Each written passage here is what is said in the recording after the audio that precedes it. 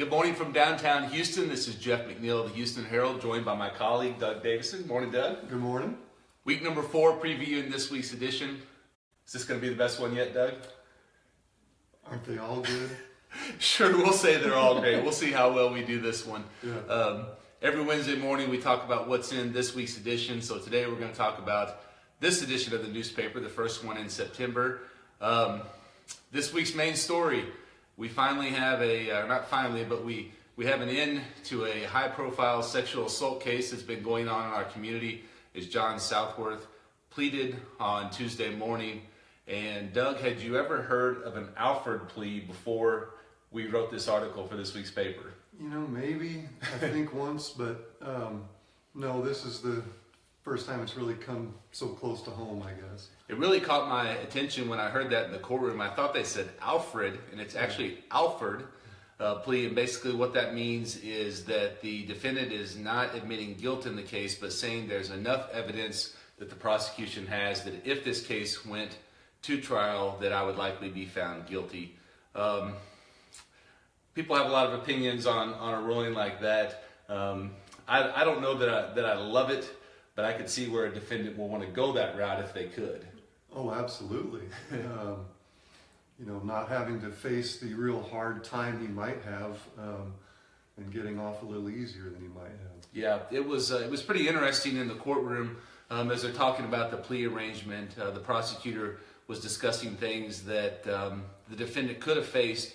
There are 2 other sex assault charges that are out there, as well as a group of 11 girls that have been subpoenaed to come and testify at a court hearing, and that's what ultimately led to the plea arrangement. And so, as part of the plea, none of these things will be pursued.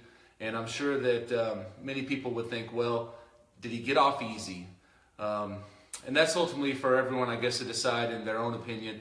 But I could see where a family, Doug, would just say, you know, we want an end to this, and we don't want, especially the victim, a young girl, to have to go through a trial and relive all this again. So I could see where a family would say, let's just get this over with. Yeah, definitely.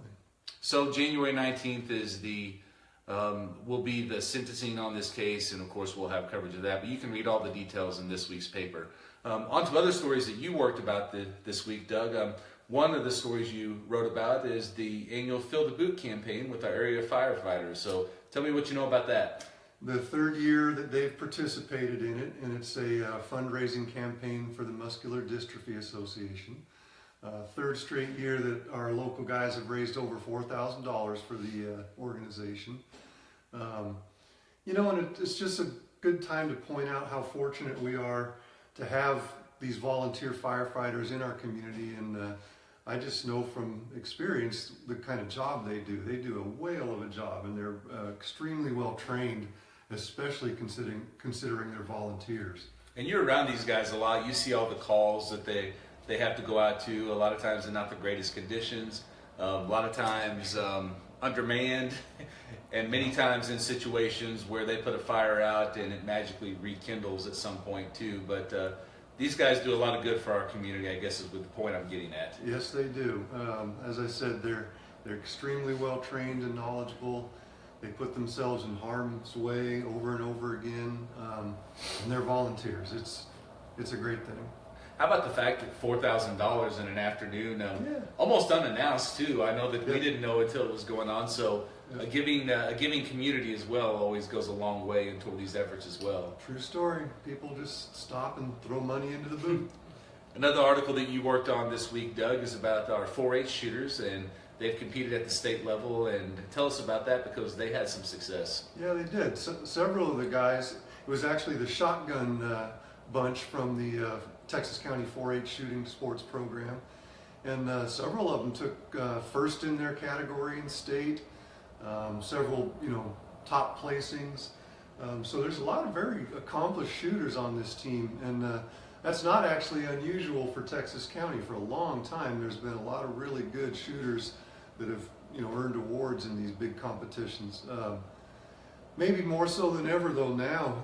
The program is just really popular. There's more shooters than there has been in years, and it just I don't know, I guess maybe props have to be given to the leaders and because they're also volunteers, the ones that mentor and teach these kids.